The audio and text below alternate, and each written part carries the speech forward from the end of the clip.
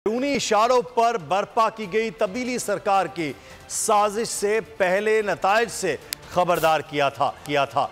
जिस मुल्क को दहशतगर्दी से निकालकर सियाहत का मरकज बनाया उसे दोबारा दहशतगर्दी के शिकंजे में जकड़ा जा रहा है। इमरान खान ने हालिया दहशतगर्दी पर हुकूमत को निशाने पर रख लिया। पार्टी इजलास से खिताब में कहा, करप्ट, बददयानत और नाअहल गिरोह मईशत का जनाजा निकाल चुका, अब आवाम के जानो माल के तहफ़्फ़ुज़ में भी बुरी तरह नाकाम हो रहा है। अब फिर से मुल्क में दहशतगर्दी के वाक़यात में 52% इजाफा हुआ है।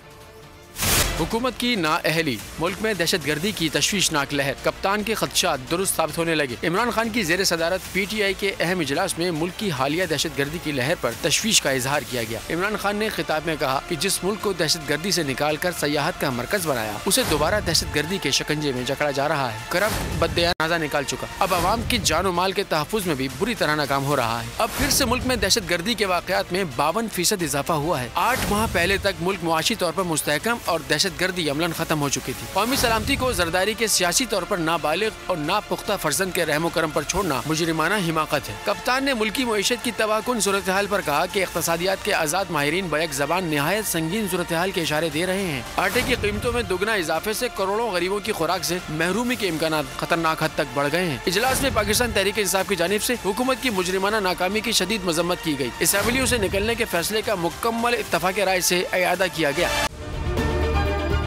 अगर ये वीडियो आपको पसंद आई है तो हमारे चैनल को सब्सक्राइब कीजिए और बेल आइकॉन को क्लिक कीजिए।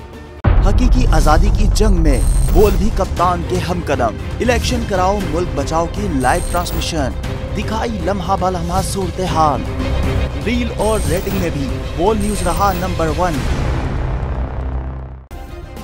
सब्सक्राइब करें और बेल दबाएं ताकि कोई खबर रह न जाए।